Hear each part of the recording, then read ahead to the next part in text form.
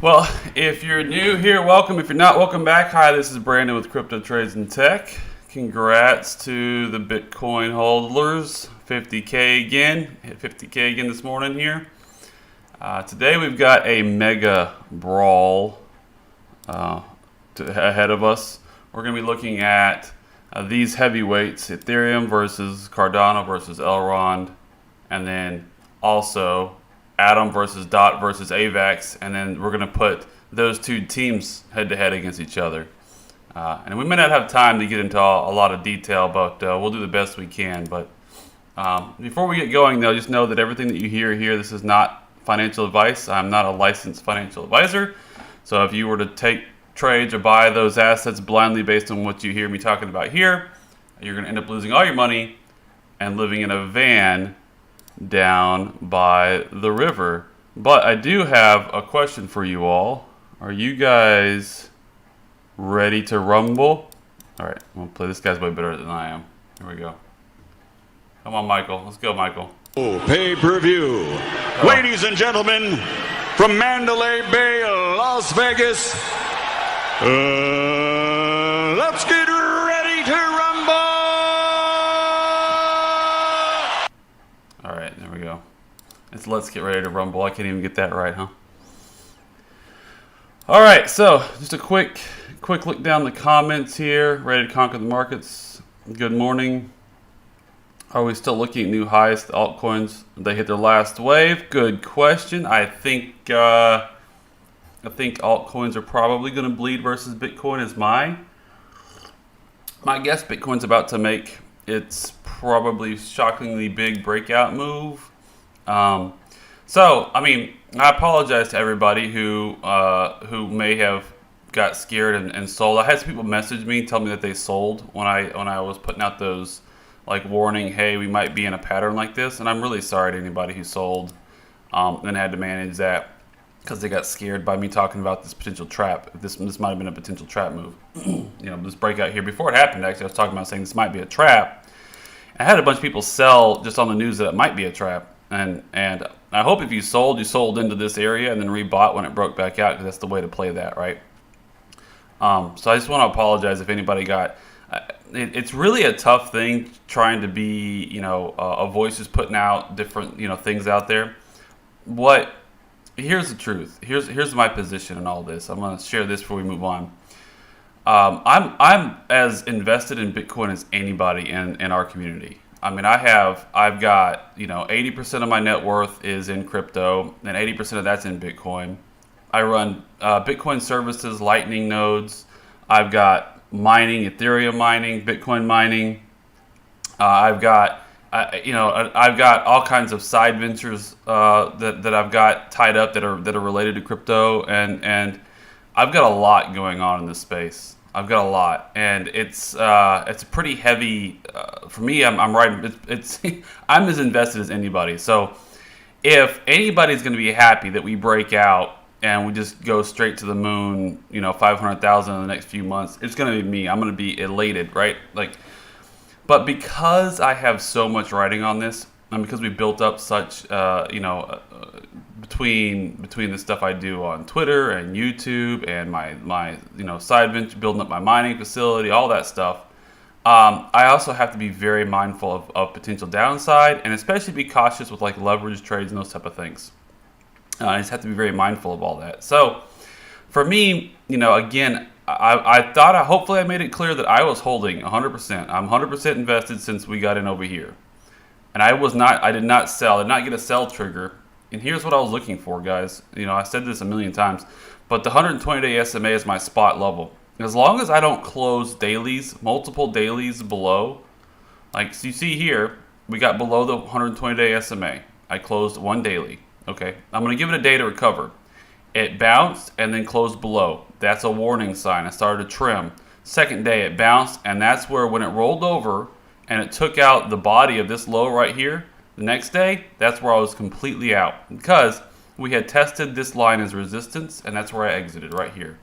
This was me minding my downside on my tradable position. Remember, I still have a cold storage offline position that was originally bigger than my trading position. By this point, my trading position was actually larger. but that's beside the point.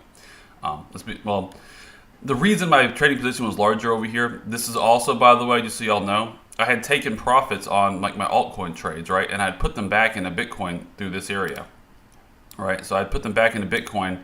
And when this started to roll over, I didn't want to lose my profits on all those altcoin trades either. So this was me protecting those profits as well. All right, so anyway, beside the point.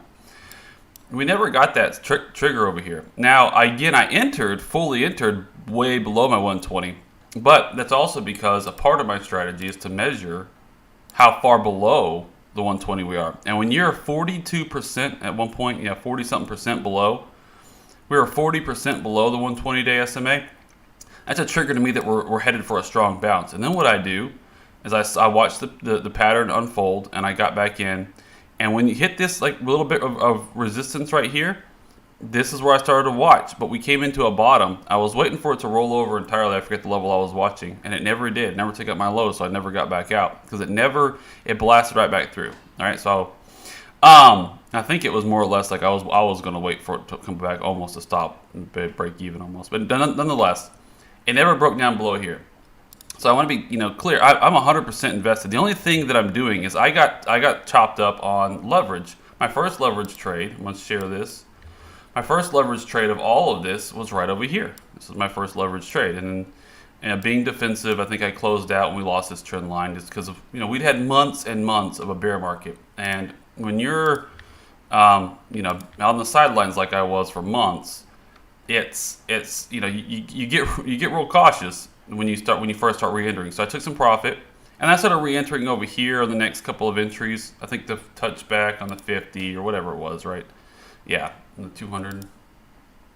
Yeah, so I think I had some entries here on these dips below and the recovery above the 200, and then I ended up having to close. I got stopped out over here at break even, and I started re-entering over here and got stopped out at a small loss. And so now I'm just being really cautious with my leverage at this point. That's what all this stuff that I'm looking at was. Okay, if this is a trap, I just don't want to eat another stop loss. I've eaten several in a row.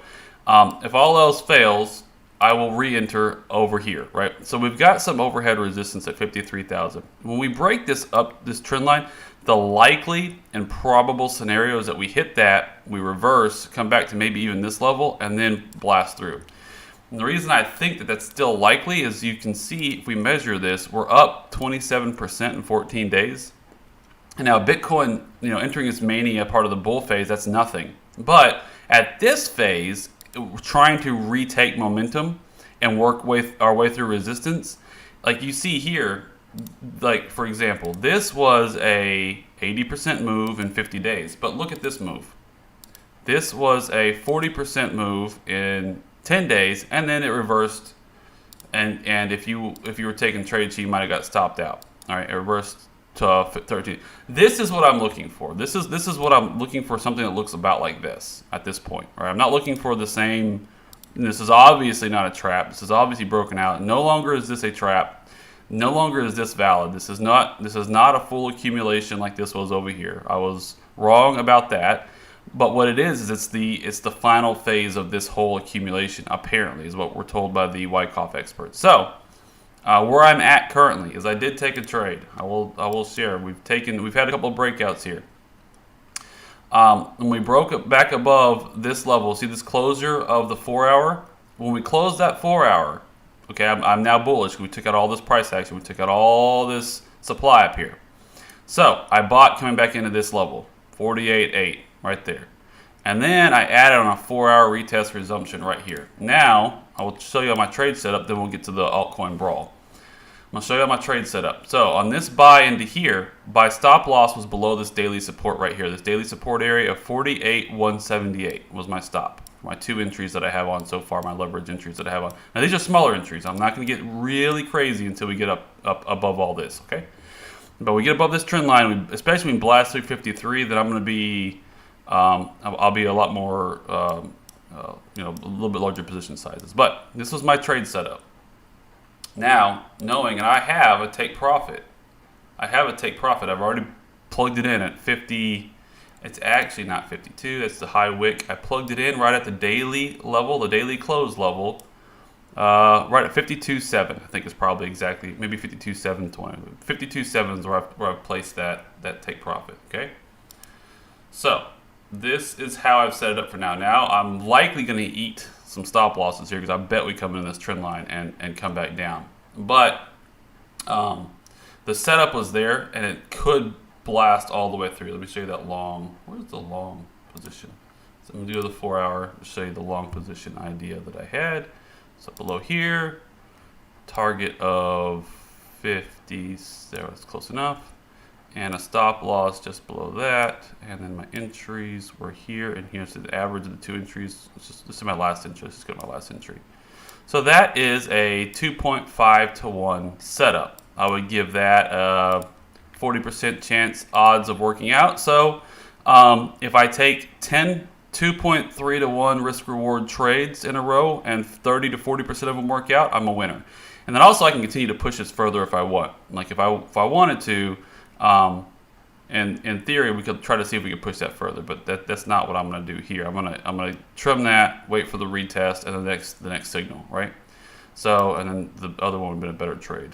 The one coming into that support was even a better trade, 5 to 1 ratio. But this one had about a 20% chance of working out. So, you know, maybe 30% chance.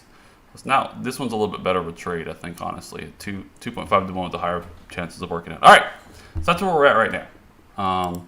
So I wanted to share all that. Let's turn off my desktop audio before I accidentally blast something else. Now let's get into our Mega Brawl. So let me go to comments here before we get going. Who do you guys think's gonna win? We got. I can pull them back up here. Hold on. Where's my thumbnail? Who's going to win this brawl? Put it in your comments below. There's a couple of categories I'm looking at when I look at this brawl. I'm looking at the best technology. I'm looking at the largest real-world adoption. I'm looking at the best investment potential. Okay, so we're going to be talking about which one has the best technology, which one has the best ecosystem and real world adoption potential. Now everybody knows it's Ethereum today, duh.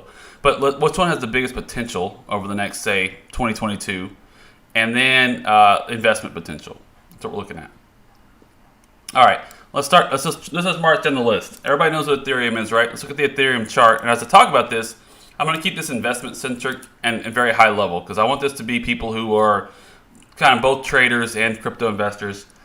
All right, so Ethereum, I should look at their market caps, but let's go. Let me pull up the market caps on the side here just so we can keep this in mind as we chug along. It is a part of the factor. Ethereum currently, its market cap is at $400 billion. It's the beast. Oh wow, Binance passed back up Cardano. Look at that. I didn't notice that. All right.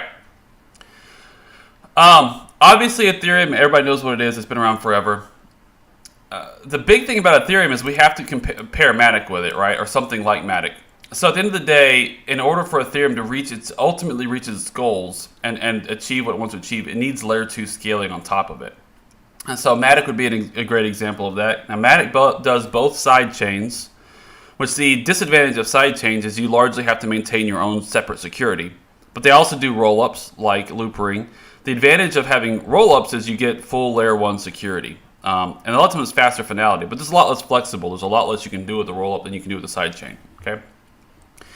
But the combination of these two together, of Ethereum base layer, which is the largest network, has the network effects, has the the largest adoption by a long shot today. So that's what we're looking at, Ethereum and Matic. Now, from an investment perspective, somebody asked about it earlier. I need to put this on the chart. Let's talk about this. This is really important for Bitcoin, Ethereum, less important maybe for some of these other alts we're talking about. This is my expectation for the Bitcoin dominance chart. All right. So it looks like to me we're putting in definitely a bottoming pattern here, right? We're starting to definitely bottom, and we're looking to break out of this range. So it'll probably break out on two things. One, the next correction that crypto has will help. This will obviously spike a little bit, but I think Bitcoin's obviously showing strength on its own, where it's breaking out and everything else is sitting sideways, right? So Bitcoin was up, I think, yesterday, and I looked at my other altcoins were all down yesterday. All right, so let me look at the votes now that I've had time to. So I had one person vote for Elrond that's going to win. Any thoughts on U.S. bank news? Ooh, I didn't see any U.S. bank news. I'll have to look at that.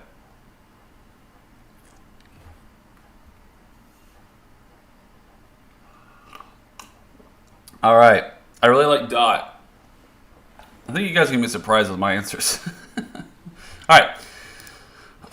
Here's the thing about Ethereum is obviously it's been on the longest, so it has the most catching up to do. They're obviously looking to go to Ethereum 2.0, and with Ethereum 2.0 will be proof of stake and sharding. Now, the really cool thing about Ethereum 2.0 proof of stake and sharding is that the issuance, we talk about this. Alan's been on the program several times, so I'm sure you guys are all well aware. But in theory, once Ethereum goes 2.0, it's going to become a deflationary asset. That means more Ethereum will be burned than is going to be produced by staking rewards. So that's a pretty exciting development if you're a believer and you're a long-term Ethereum holder. I think ultimately, I'm going to use an analogy.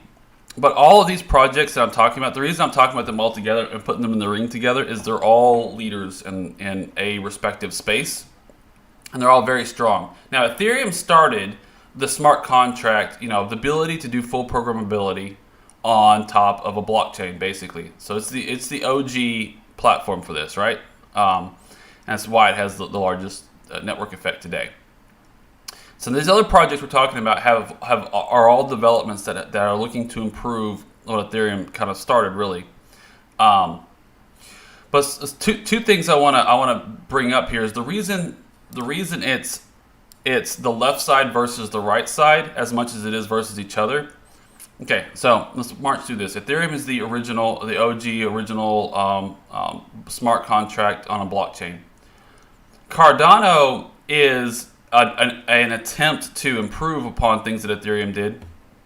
But Cardano is also quite different in that it assumes the accounting model that Bitcoin has, or the unspent transaction output accounting model, whereas Ethereum and most of the others have a standard accounting model.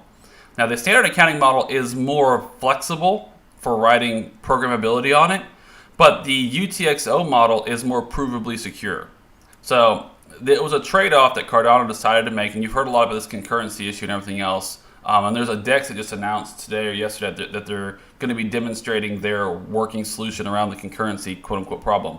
But that's long been that's not like a new thing, by the way. That's long been a known potential issue for DEX developers is the ability you can't interact simultaneously with one wallet in a transaction.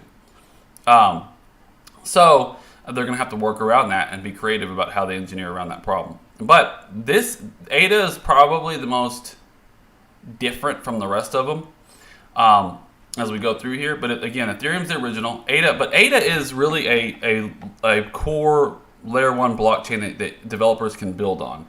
And they've got the ability to scale through basically side chains. But it's all an orchestrated ecosystem. Whereas Ethereum it's the base layer and it's what you develop on. And if you're going to scale through sidechains or through rollups, you usually are looking at a entirely different ecosystem like Matic or Loopring. Now, Elrond is also on the left side because it is a pure layer 1 platform.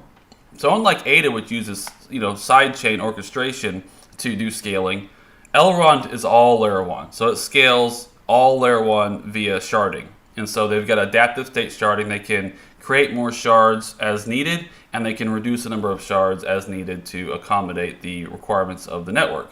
So when we look at the technology stack, what you have is really Ethereum it represents network effects. Cardano represents a new way to think about building a core platform that you can build on, namely its extended UTXO model and the way that it does a very provably secure layer 1 with layer 2 scaling.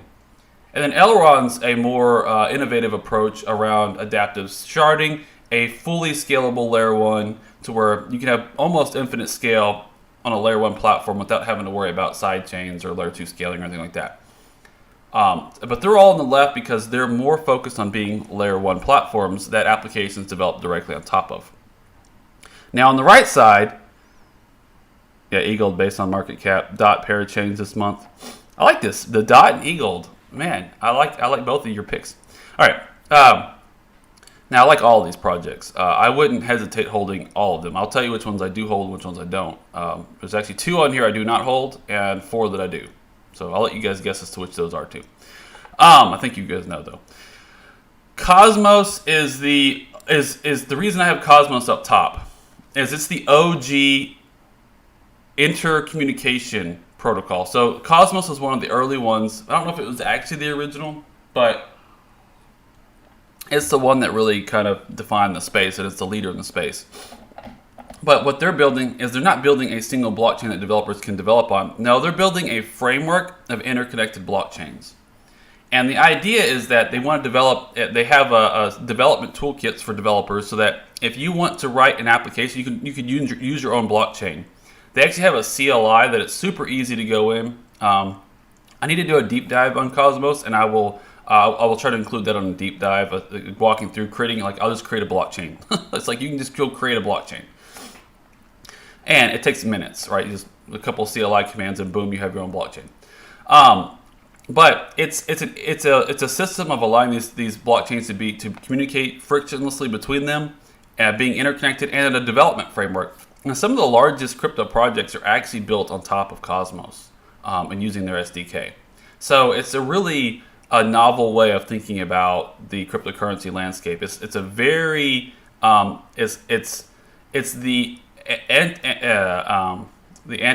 antithetical, what's the word I'm looking for, maxi, like, Bitcoin maxi type project. It's, hey, let's have a bunch of different blockchains and a bunch of different projects that all talk together and do interesting things together. So it's a Gavin Wood of Polkadot, the next one on the list. He talks about it as a bet against, he didn't say maxiism or a bet against like a single, but basically Polkadot and Cosmos and AVAX are all three a bet against that the world's going to gravitate to one uber core blockchain that everybody uses, right? So Polkadot is a very similar thing, but Polkadot is much more akin to Elrond, I would say, honestly, in that it uses sharding, right? And the way that it uses sharding is unlike Elrond, which uses sharding and the adaptive state sharding to scale like a single layer 1 blockchain. Dot's point of using sharding is to have a bunch of projects that snap in that they're their own independent chain, really, but they're a shard of and they're orchestrated with a core a layer that Polkadot operates. And then they have their sister network, the Kusama network, which is like the development network, less expensive, more cutting edge. All the new features will be on the Kusama network, and once it's fleshed out, it'll be rolled over to the Polkadot network. And Polkadot's meant to be a very stable, robust system. The advantage of Polkadot over Cosmos is a couple of things. Cosmos has some limitations. Let's just talk about Cosmos's limitations. First of all, the Tendermint BFT, Byzantine fault tolerant algorithm that was developed for Cosmos, it has a limited number of validators, so it's very actually centralized. So I'll move this off the screen here. We'll start looking at charts. So it's fairly centralized. And the other thing that concerns me about Cosmos, and the reason I got out of it, anytime a founder leaves lately, we're so new in the space, I just don't want to see a founder walk away. I just don't have much interest in continuing to hold the project through the issues that are inevitably going to come. So when Jay Kwan kind of stepped away, who's the founder of Cosmos, that's where I sold, and that's when I rotated myself into Polkadot. But that's one problem, as the founders recently left. You have this split. Now, after the founder left, it seems to be a big split in their community. And the core devs, some of them split off and started their own projects. So, it's probably a good example. Like, we can look at Cosmos, it's been around a while, as to what's going to happen with other major projects that we're all talking about today. Likely similar things are going to happen at some point. The founder is going to be successful and leave to do other things with his time and energy, right? And then you're going to have this maybe infighting amongst the developers who are left and the community. But the idea is the community should take it over. So there should be a smooth transition from a founder-led or a company-led initiative to a community-driven initiative. One advantage, in my opinion, of Cardano was how they planned that out. All right, but nonetheless, those are some issues.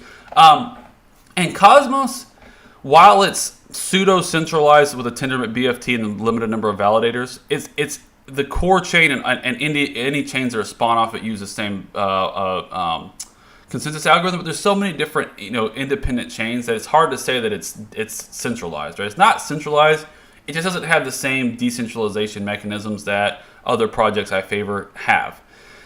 But it's probably, even with that factor, it's probably more resilient to a lot of the regulation issues that are going to be coming, because it has it's traditionally had a very large focus on traditional cryptocurrency ethos. And so they've kept a lot of the core ethos around most what cryptocurrency is all about pretty much intact. And this should keep them fairly safe from regulators. Now, obviously, regulation, depending on what kind of regulation I'm talking about, it's going to affect a lot of different people. So the one positive for Cosmos might be that it's fairly regulation resistant. Okay, and we've talked a lot about Cosmos. We're pretty far into this, so I need to get to scooting. All right, Polkadot. Again, looking at the market caps, though, Polkadot's up here at number 10, top 10 project. Okay, barely. It needs to be higher. It should definitely be above a bunch of these others. But I think Atom is pretty far down the list. I forget where it lands.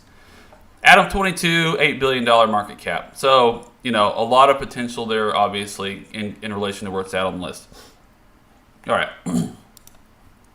So we look at the Atom chart real fast. It's been very strong recently, so I'm getting a lot of questions about it. And it's good. It's had a couple of big launches. There's I forget the launches. I don't have them in my notes here ready for you guys. But the price action looks good, looks strong. Broke above this recent swing high. I don't know if this was the prior all-time high or not. I don't have this chart I'm looking at doesn't go back that far. But let's just move on for now. I won't do too much TA. If we have time at the end, I'll do some more TA. Look at what's Bitcoin's kind of breaking up here a little bit. No, still coming into that trend line. I thought maybe look at the price. I thought it maybe broke the trend line. So we'll do TA at the end. All right, Polkadot. Advantages of Polkadot.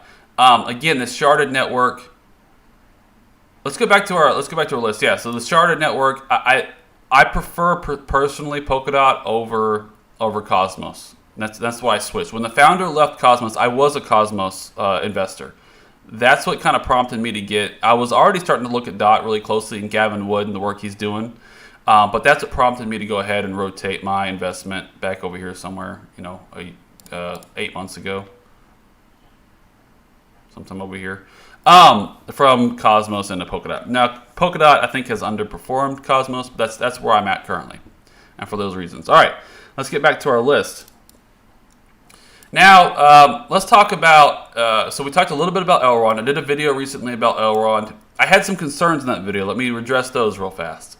The concerns that I had around the shard access layer, I haven't got fully to the bottom of it, but they did open source the abstraction layer that does orchestrate which smart contracts go to which shard, and then how they do the allocation of wallet addresses to each shard. They did open source that layer that does that. And so after looking at that code a little bit and tinkering around with it, it's really straightforward. It's literally, from what I can tell, it's just a randomization of which wallet goes where. And then they do orchestrate, when you spin up a smart contract, any associated wallets immediately land in the same shard that smart contract lands in. And the access layer is actually pretty straightforward. It's very much just a standard load balancing mechanism that they use to put the smart contracts in one shard, the next one another shard, and then load balance that.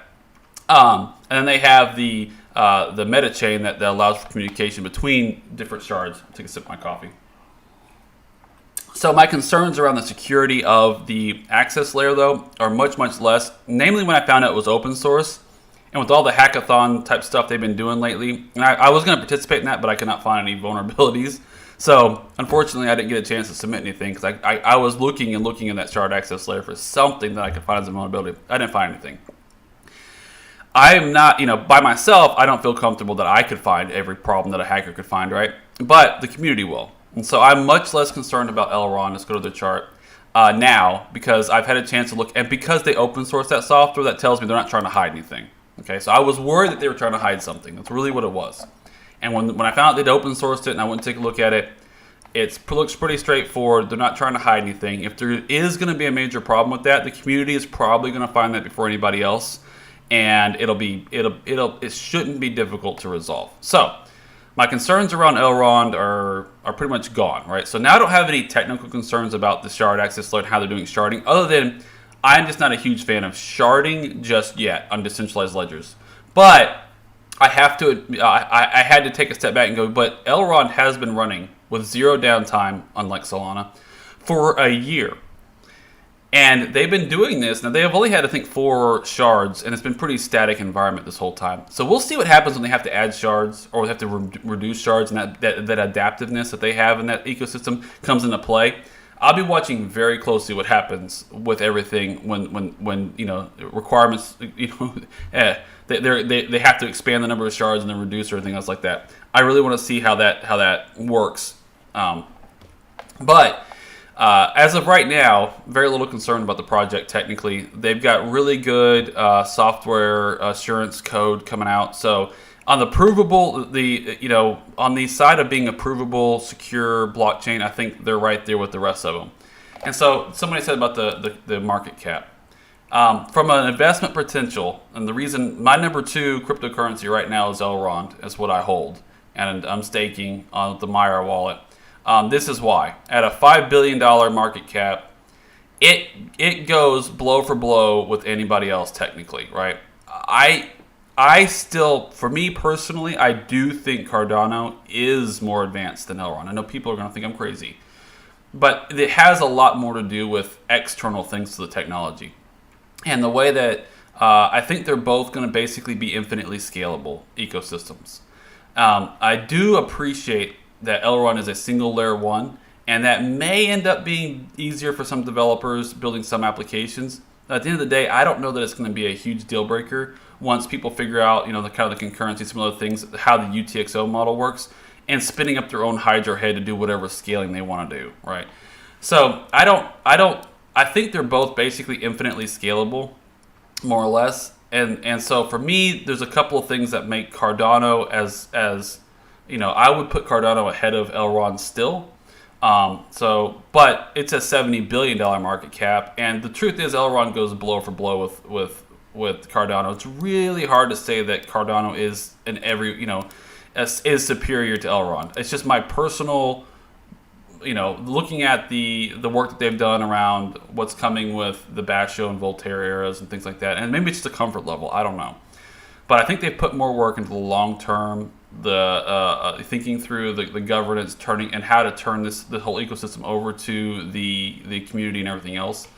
But at the end of the day, they're both infinitely scalable layer 1, and so that gap between the market potential, I'm going to give out of all these, I'm going to give the award to the biggest potential to Elrond. I think by far, in my opinion, not financial advice, but I think Elrond is clearly the best investment on this list. All right, that's just my opinion. All right. Now let's talk about Avalanche. Everybody's been all hyped up about Avalanche. It spiked up. Now it's coming back down, so I think people are probably a little bit less excited. What the heck is Avalanche? All right. The reason Avalanche is on the right with the rest of these, with Cosmos and Polkadot, is it too is a form of a multi-chain or multi-project orchestration. It's more of a base layer of an ecosystem, a multiplicity ecosystem, than it is a single layer 1, you know, blockchain or framework. Now, the interesting about Avalanche, and we're not going to have time today to get into the details. It took me a little bit to go down the rabbit hole of their consensus mechanism, but at the end of the day, what they have writing on top is they have this thing called the snowball consensus mechanism, and it's but at the end of the day, it uses a directed acyclic graph. Again, if you remember, I've done videos in the past about Nano, HBAR, Iota. You know, these projects that are directed acyclic graph, DAG based. They're DAG based decentralized ledgers. They're not blockchains. They're DAG based decentralized ledgers. Now, what's novel about Avalanche? Let me go ahead and pull up their website because this needs to be kind of explained.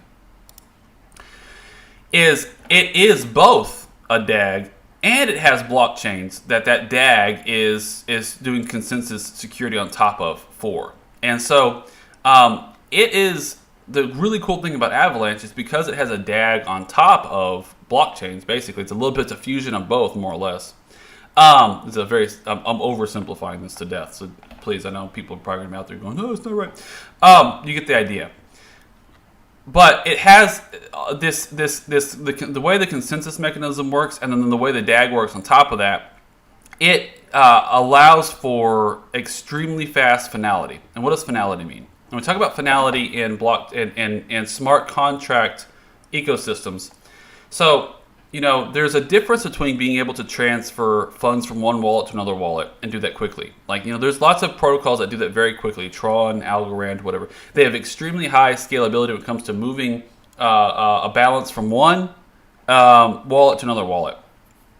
But when it comes to smart contracts, it's a lot more complicated because you have to run through a bunch of code that somebody else wrote. You have to come to an agreement as to what the outcome of that code is, and then move funds according to the outcome of that code.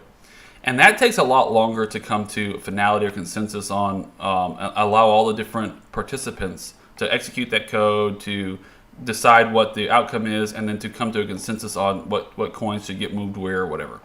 What balances should get moved where. Now, let's see if I can find what I'm looking for on the website. Here you go.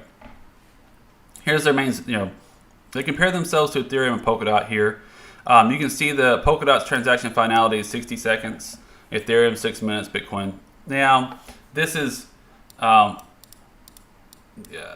this is a little bit. I mean, this is obviously true. That's how long it takes to actually transfer funds on Bitcoin. But there are with data DLCs, data log contracts, and external Oracle feeds. That's a little bit misleading, but nonetheless, that doesn't matter.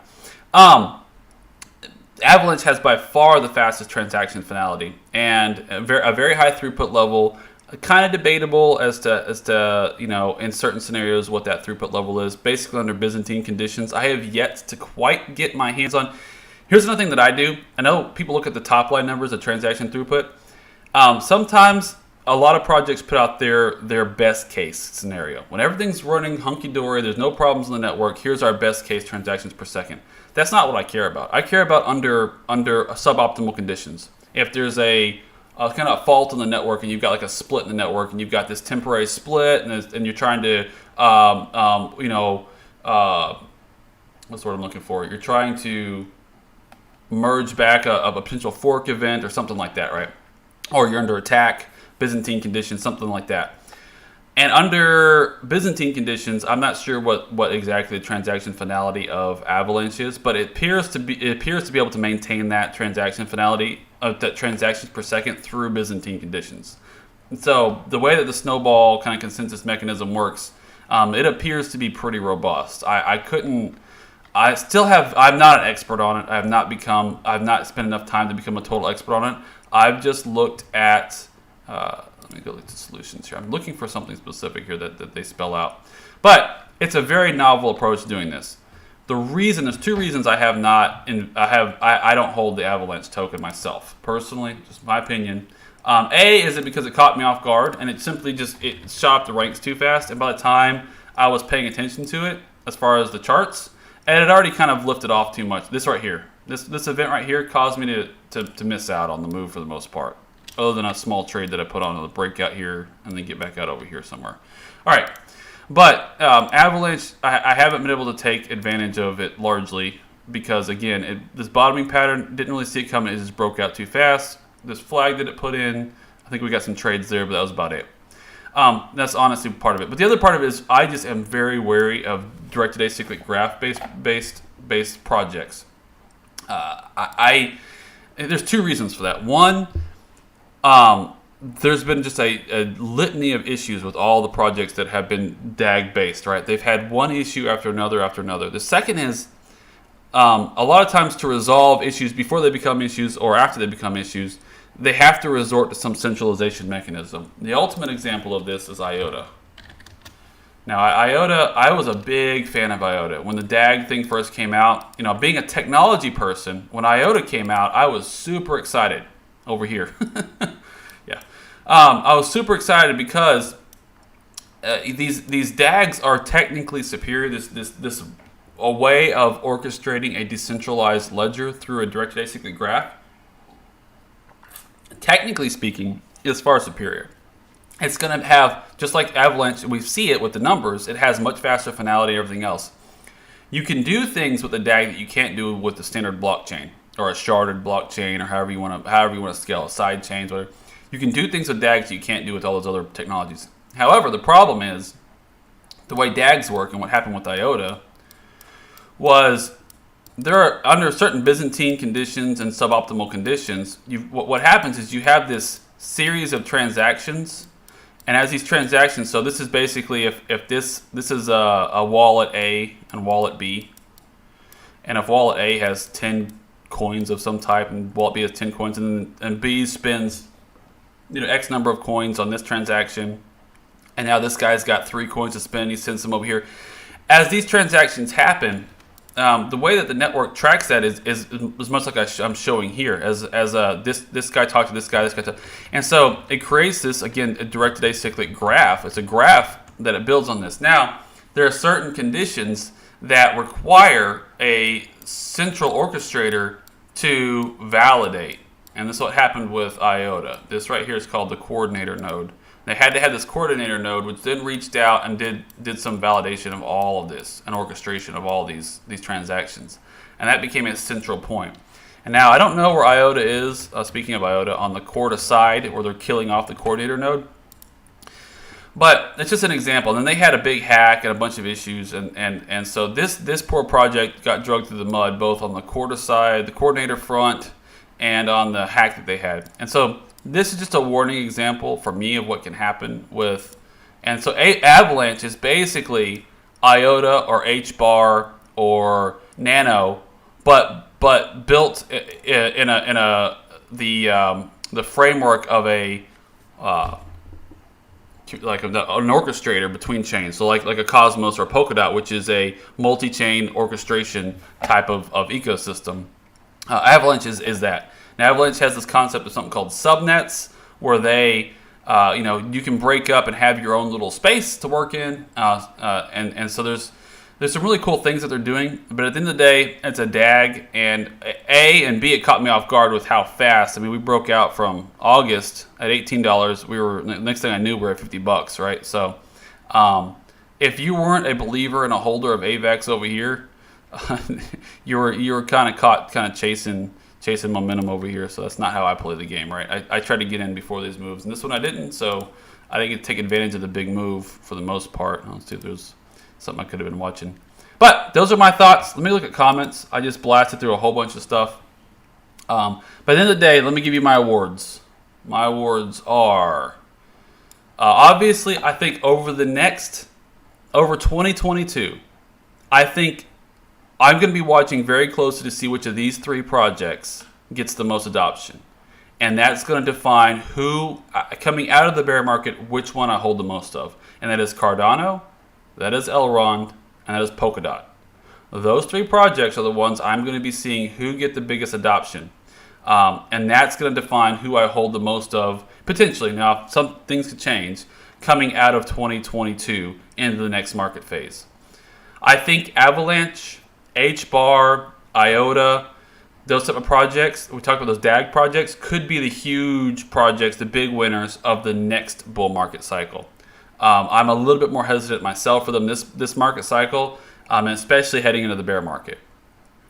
Ultimately, I do believe that the best technology stack today is Cardano. I think the most advanced technology stack is Avalanche, and but the best investment is Elrond. So there's my winners. ADA for technology, or ADA for the ecosystem, I should say. Avalanche for the technology, and Elrond for the combination of things that make it the best investment. So, and tell me what you guys think of those picks there. Let's take a look at comments here. Team Blue. Oh yeah, we got Team Blue and Team Red over here. Yeah, so obviously I hold each of the projects on Team Blue side. I only hold one. The one that I feel most comfortable with, the one that I think has a lot of upside on the Team Red side right now. The other thing too is we are in. I meant to bring this up earlier. The era that we're in cryptocurrencies, we're in the era of layer 1, right? Still, right?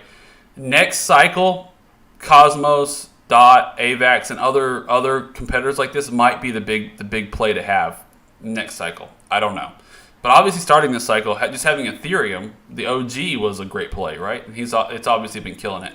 But I think when it's all said and done, ADA and Elrond are going to probably outgain Ethereum, I would guess. Now, if you take Ethereum plus Matic as an investment, and you say if you invested in Matic way back over here, when we first started talking about it, remember when Ethereum had all those scaling issues, I first started talking about Matic, and I bought some. I did that live stream, and I focused on Matic and Loopring, and I went and bought. I actually highlighted Matic first, and then later I talked about Loopring because the dexes and the that was when BNB and all the excitement around Coinbase was coming. So Alan and I kind of pivoted to talking more about Loopring because it was an exchange. We thought that might get more hype because of the exchange hype. But I did buy some Matic over here at 2 cents. Now you'll be happy to know that I did not get uber wealthy on that because that was a very small bag, but it grew into a bigger bag, so that was good. But if you take like an example of that, right? So if we include Matic with the Ethereum conversation, Matic has been probably the best investment. I think actually, this is insane. So right now today, from the beginning of the year, it was down here like 2 cents or something. That's a 5,000% gain from the beginning of the year until today, and at one point it was up 12,000%. But that was kind of the play for this year, I think. So moving forward, though, like I said, and Elrond, as far as tech, it's just been very strong recently. You can kind of see. I think everybody, if you're new here and you don't know, we were really big. We held a lot of us held Cardano since late last year, and then rotated on a couple of these spikes here to Bitcoin and here to Elrond for me. But yeah, so let me know. Let me look at the comments now, see what you guys think of those picks, and let's get back to questions here. My mic sucks. Is it my mic? Uh-oh, which mic am I using? Am I got the wrong mic up? Have you all been listening to a bad microphone the whole time? I've got this really good, like, professional style podcast mic. It's supposed to be good, but maybe I'm using it wrong. I don't know. Sorry about that if it sounds bad. Eagle Lower MC, launch a mech soon, create some excitement, demand. This is another big part of the equation that I look at. I don't really talk about this. I hate to say this, but at the end of the day, I'm an investor and trader, and I do hold just some things that just the ethos around some projects. I will hold them just because I believe in them, like Bitcoin and Ethereum. I won't ever sell. I have some Bitcoin and Ethereum I'll never sell, right? Stuff I mine, basically stuff that I mine fresh. I've never had. They've literally only ever had one transaction. That was when I mined them, and then they went into my wallet address, and that's it. And they've been sitting there ever since, right? So I've got Ethereum and Bitcoin I'll never sell. Likely I'll never sell some of my Cardano, but nonetheless, I didn't mind that. But I guess I did get staking rewards after I bought it. But what I do look at, I look at who has the potential to create buzz and excitement. Really, is what it boils down to. Honestly, when it comes to things, bags I'm going to hold longer than anything more than a couple week long trade. I'm looking at what kind of buzz is this project going to generate, and how much excitement is there going to be around it. And you look at Cardano coming into the Alonzo hard fork. I mean, just like this was Mary's hard fork over here. Right here was right before Mary's hard fork. This was alt season 1, the pop in alt season 1, but this was the Mary's hard fork. And you see the Mary's hard fork actually happened right here, but it started selling off a few days before. Same thing with the Alonzo hard fork. Spiked up into it and sold off into the actual hard fork. And then we'll probably have some very similar looking price action as the cycle continues on. Hold on. That was Elrond. There we go. Let's do this again. Yeah, so this was Mary's hard fork over here. Sorry. Mary's hard fork was this right here. And then it actually launched right here, and it just kind of went sideways. Same thing. Alonzo hard fork, sold off. I bet it just goes sideways for a little bit. So, when you have those events like that, you just have to, as a trader, and with awareness of what happens in crypto, this was the time to rotate. And so this is when we rotated to Elrond, because the hype, now it's going to be a quiet period as developers actually build and deploy projects on Cardano. It's going to be a quiet period, and at some point, there's some big projects going to announce, and this might break to the upside again as some big, BNB style. If I pull up the BNB chart. So Binance launched their Chainlink over here or something. I forget where it was. And then PancakeSwap, there was a bunch of announcements. Then it just started going absolutely parabolic. So that could also be ahead for Cardano too. So this is why I'll keep holding some Cardano. All right. But yeah, so that's a big part of the equation. And Atom, Cosmos has been around a while. And the interesting thing about Cosmos is it's way undervalued for sure because some of the largest blockchains are built on their technology and are snapped into the Cosmos framework. So, they're one of the bigger projects out there, but they've been, grossly undervalued in favor of dog coins and other such things, meme coins. Okay, thanks guys for the mic is fine. I can't help myself, but DOT will have massive run in the next few months, in my humble opinion. Yeah, I mean, I hold DOT. I mean, the ones I don't hold out of that list, again, are just I rotated out of Atom into DOT when Jay Kwan left Cosmos, and then, it was actually a little bit after that. But I finally found my new project in that space at Polkadot. I don't hold Avalanche because I'm just not comfortable with the DAG space right now this year. Now this might be a big one. It's going to one I'll watch very closely next year. And if it were to say get more adoption over the year than Polkadot, then maybe we look there a little bit more closely over the next year or so. Theta blockchain. Theta's fine. I can't help myself. Terra become a night. Terra, yeah, Terra's another one to watch for sure. I think is that a DAG? I think Terra's a DAG. Terra Luna, right? All right, but Luna's been going crazy. I don't remember.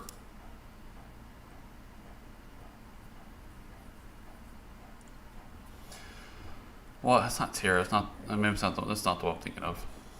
All right, but yeah, it's been doing. I think this one's been like. Luna. Everybody talks about it all the time.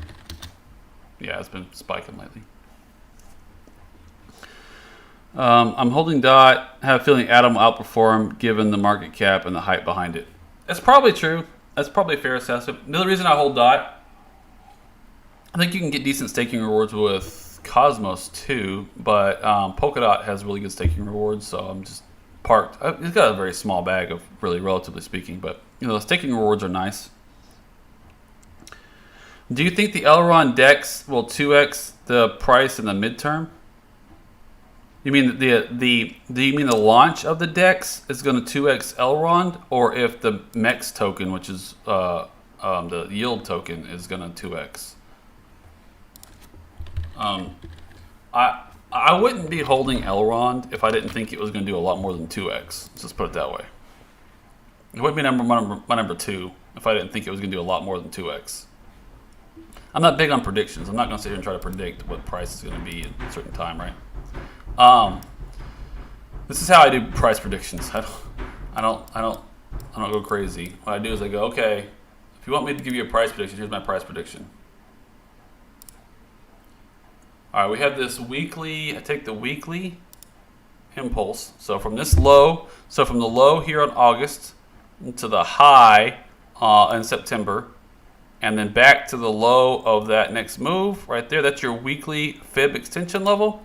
So Elrond could go as high as on the next impulse out of this consolidation. If it were to break to the upside of this consolidation, our likely target, our initial target is going to be 345. If we're to break that, 450, 640, 800. And then 900.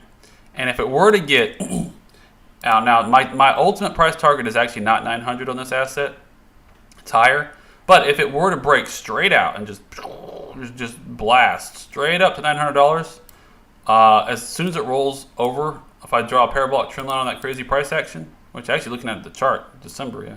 I really don't think we're going to get our peak in crypto in December, by the way, but that's just my opinion. I think these things are going to peak way out sometime next year. That's just what I'm looking at right now. But as soon as we've snapped that uptrend, especially when we pop out the top side of this, I'll take some profit when we break the top of this fib extension, and then I'll start taking profit on the way back down. Because I know it's going to come back down. It's the purpose of it is to accumulate more. Because I know for a fact, this is exactly what happened with Ethereum and Cardano a couple months ago. I know for a fact it's going to cool off, come back to one of these support levels, and I'll have the opportunity to buy it if Elrond maintains the best. It's like happened with Cardano and Ethereum. If they're the best asset that I see to add back, then I'll buy them back, come back into support. If I find something else better to deploy those capital to, then I'll go deploy that capital elsewhere. But that's how I do price predictions. I just do weekly fib extension levels. And so yeah, there's your levels, potential levels for Elrond. A big. If it had a huge breakout and just ran, that's what you're looking at. All right, that's my 2,500. This bull run is not unreasonable. I would agree. I started buying at 130 with the full intention of holding it for a 10x. I'll just say that right here. This is when I rotated my $3 ADA into Elrond. That's when I started my biggest. The vast majority of my position would start right there on that. I guess that little bit of weekly consolidation. Yeah, that consolidation right there. I think. I don't know exactly what I think. I think I drew that right there. That little pop somewhere in here. Anyway, nonetheless, doesn't matter. Somewhere in here that's where I bought Elrond. With the intention of 10x at least, right?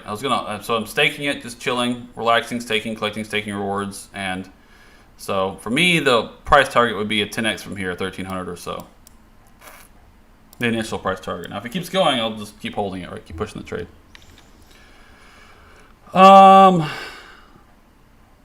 Don't you think we may have a parabolic run in crypto for the end of the year?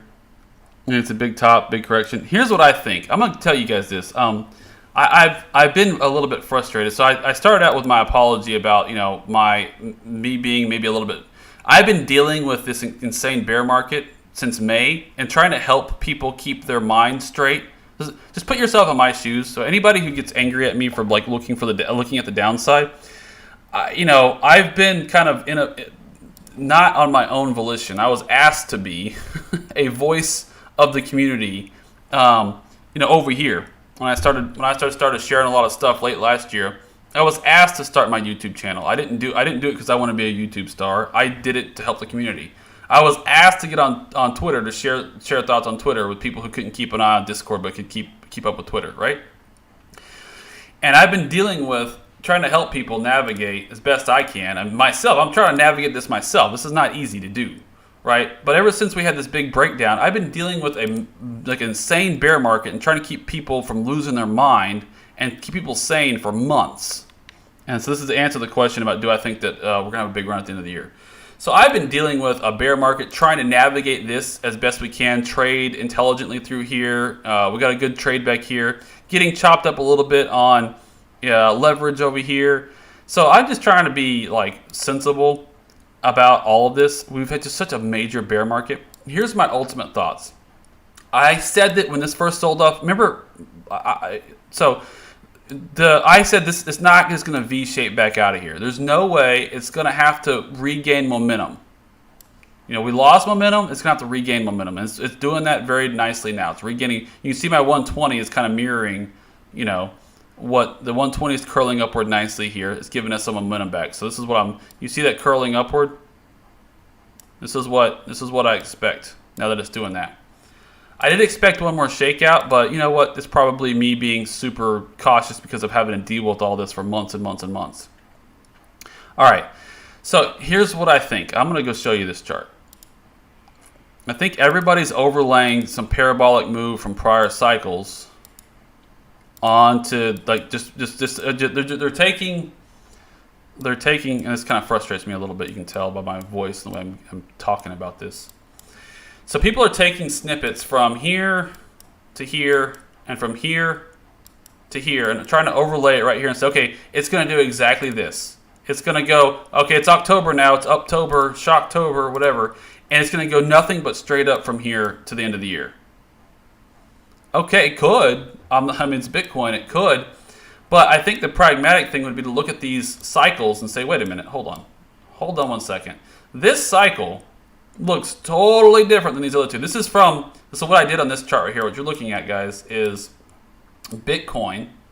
This is the Bitcoin price to, from the halving to date in our current cycle, 2020 to 2024.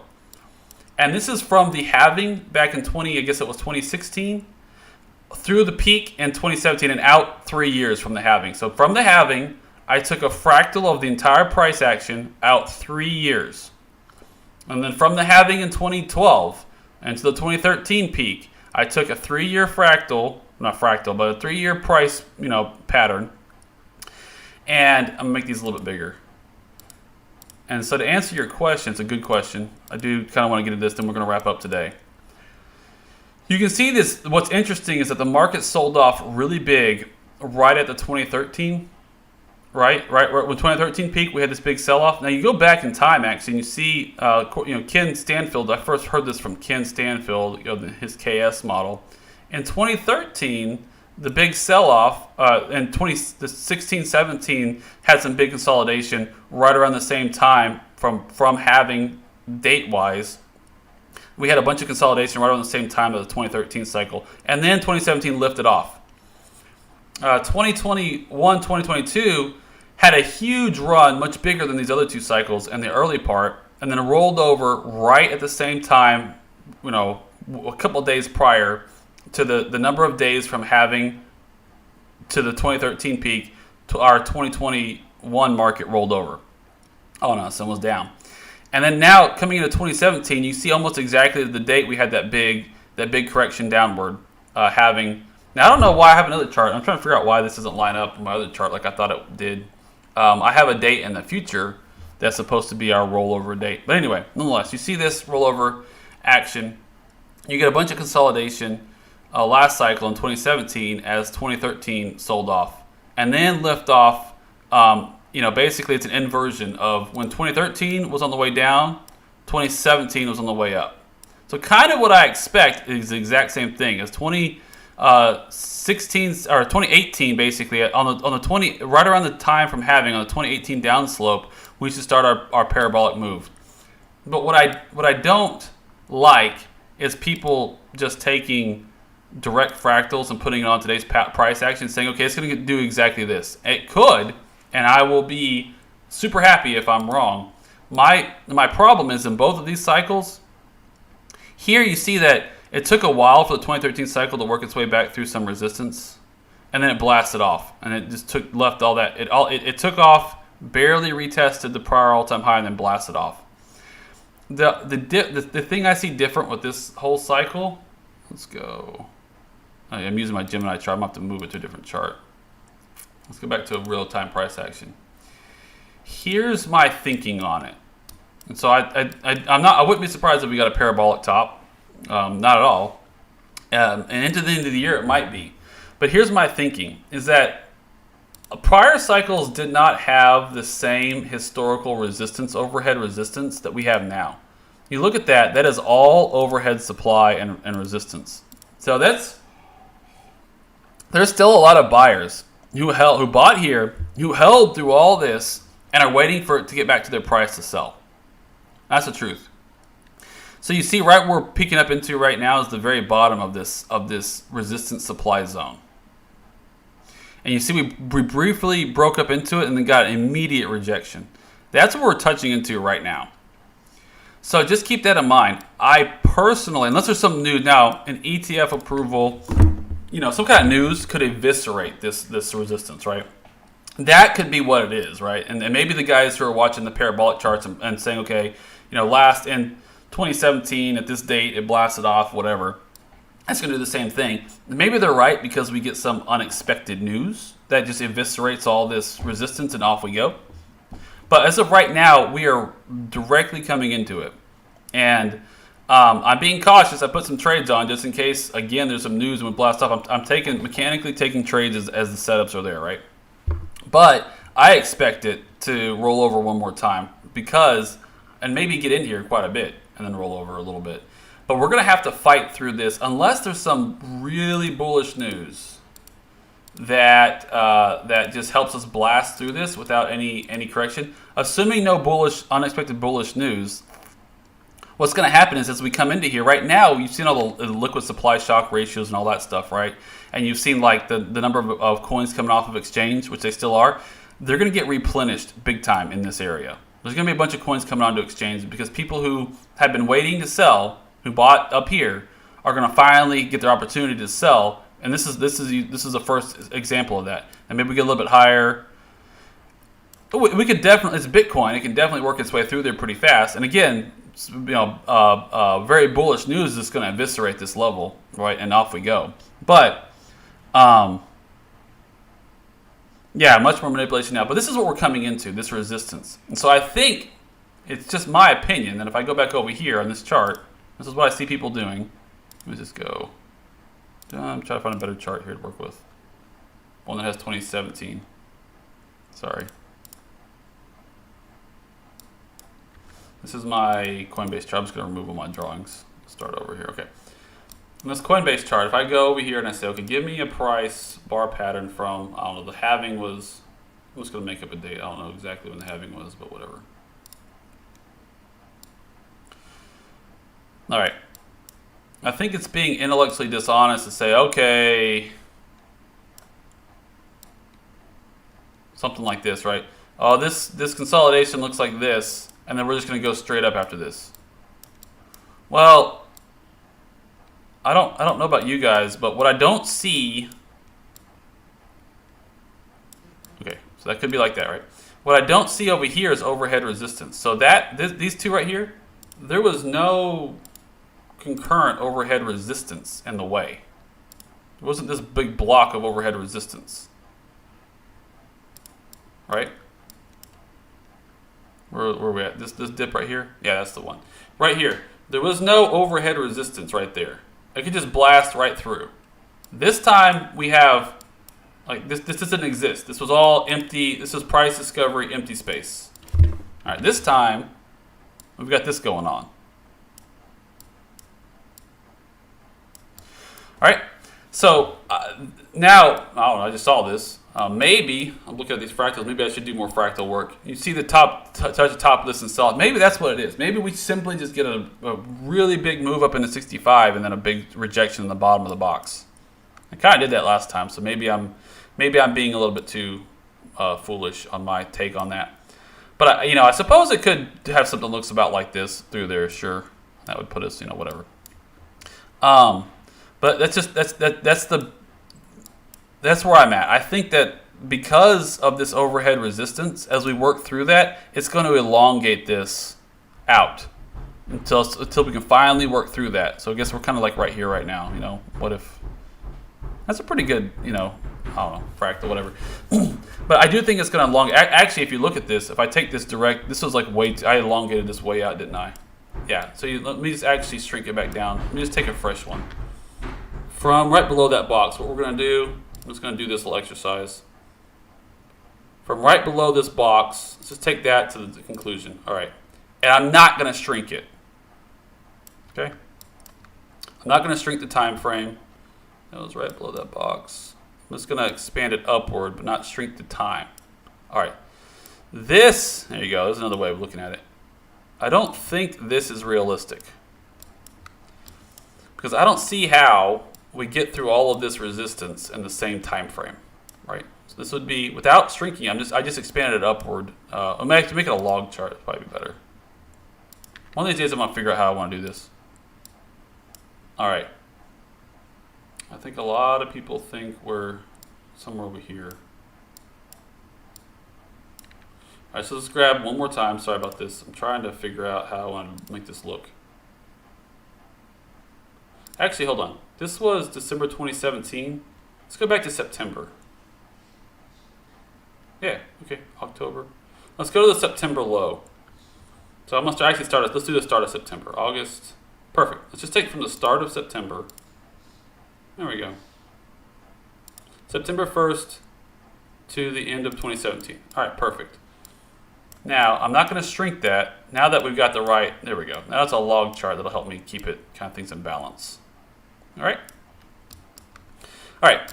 So what this didn't have that time, when it did that dip right there, August, September, there was nothing, there was no historical price action over here. You did not have a box like this.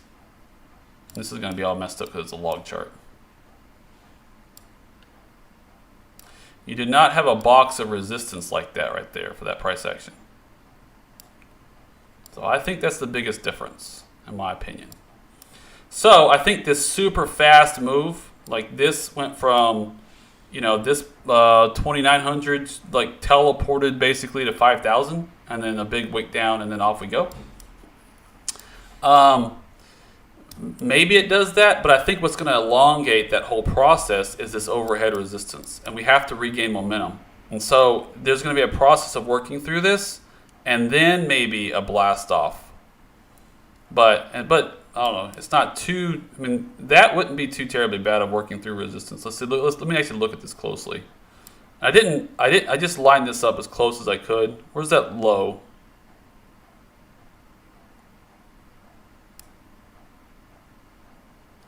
Yeah, so a little bit of price, a little bit of a dip, and that would put price at, you know, whatever, $200,000 at the end of the year. All right. Anyway, my point is, I don't see us working through resistance quite that fast and then getting that. But I guess it could. That wouldn't. That's not too short of a time frame. That's from mid-October to early November. I wouldn't put it past Bitcoin. So maybe I'm being a little bit more too pessimistic on that. Did I expand that somehow? Let's see here. That would put us out December. September, yeah, that's right.